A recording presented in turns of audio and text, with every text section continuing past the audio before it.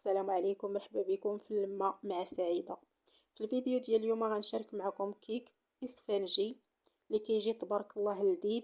كيك باللوز، كيجي قطني، كيجي رطب، كيجي خفيف كي الريشه، مذاق رائع جدا وبطريقه جد بسيطه. كنتمنى ينال اعجابكم. اللي اول مره كيدخل قناتي لما مع سعيده ما ينساش يفعل الجرس باش يوصلوا كل جديد. ديروا لي شي بصيمه الله يجازيكم بخير باش اليوتيوب يقترح لي الفيديوهات ديالي. باش غادي نوجدوا هذا الكيك هذا، تبعوا معايا الفيديو من الاول حتى الاخير وعلى بركه الله.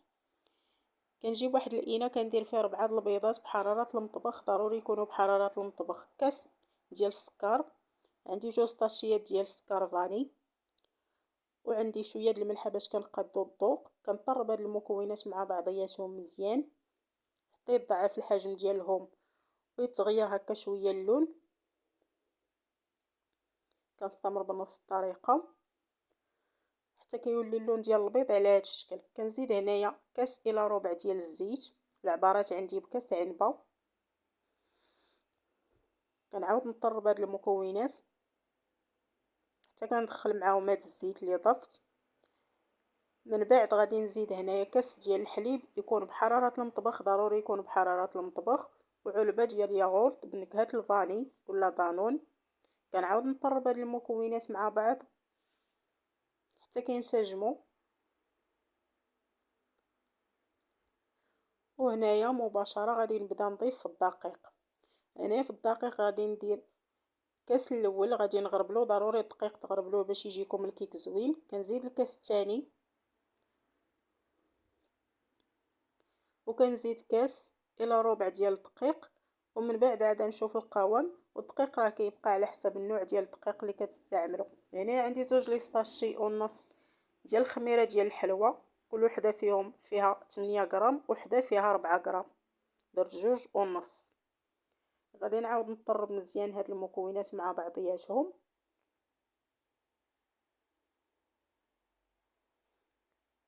كنطرب ومن بعد عاد كنشوف القوام ديال هذا الخليط هذا،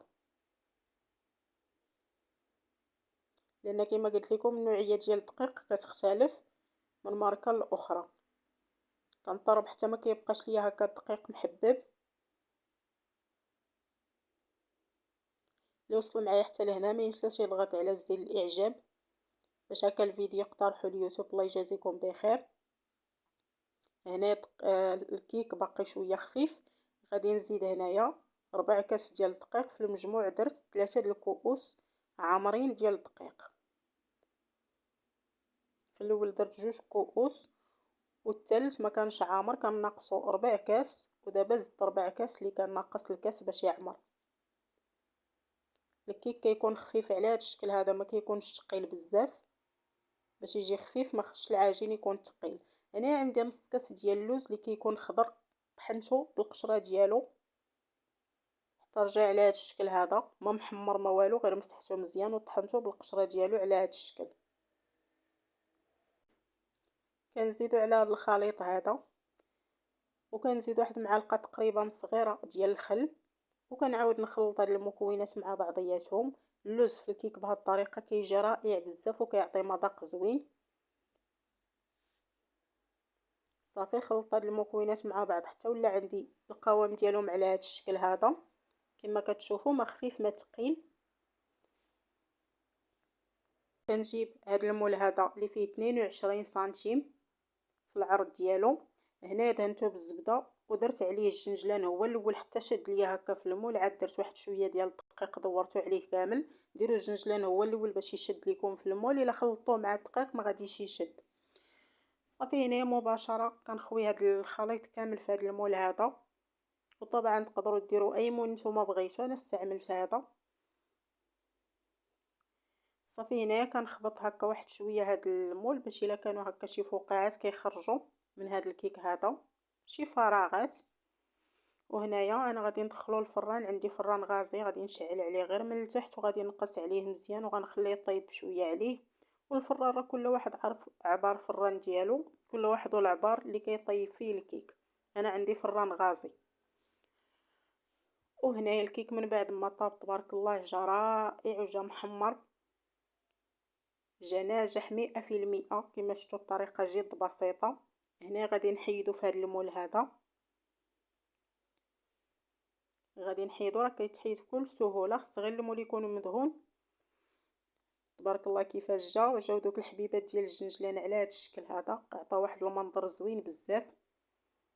جربوا بهذه الطريقه راه كيجي زوين وكيجي ناجح 100%، وغيصدق معكم من اول تجربه. ما تنسونيش من الضغط على زر الاعجاب وتفعيل الجرس باش يوصلكم كل جديد. الله يجازيكم بخير. هنا خديت شويه ديال الناباس سخنتو هكا في واحد المقيله، وغادي ندهن به الوجه ديال هذا الكيك هذا. الا ما عندكمش الناباج ديروا العسل ولا خليوه غير هكا، نتوما ليكم اختيار. غادي ندهنو مزيان. ضروري ملي تبغيو هكا ديروا شي حاجه فوق من الكيك دهنوه مزيان باش داكشي اللي غديروا من الفوق يشد لكم فيه. تقدروا ديروا غير هكا دهنوه وتخليوه بهذه الطريقه. شوفوا تبارك الله اللمعه كيفاش جات والشكل كيفاش جا. هنا عندي اللوز كونكاستي اللي محمر، حمرته في مقيله.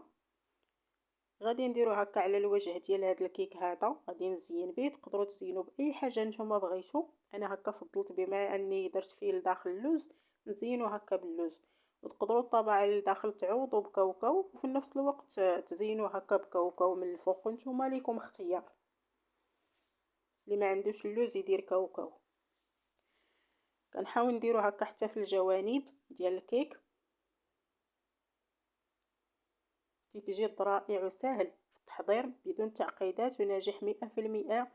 كيجي تبارك الله طالع، كيجي خفيف هشيش كما قلت لكم في الاول ديال الفيديو. كيجي كي بحال القطن وخفيف كي الريشه، وغيصدق معكم من اول مره تجربوه فيه.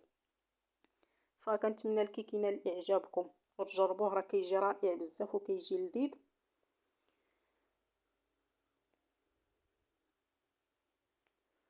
وهكا كيف ما عودتكم ديما غادي نقطع معكم هكا طريف باش تشوفوا كيفاش جا من الداخل. ضروري ما نوريكم الحاجه كيفاش جات من الداخل. تبارك الله كيتقطع بكل سهوله، خفيف ورطب.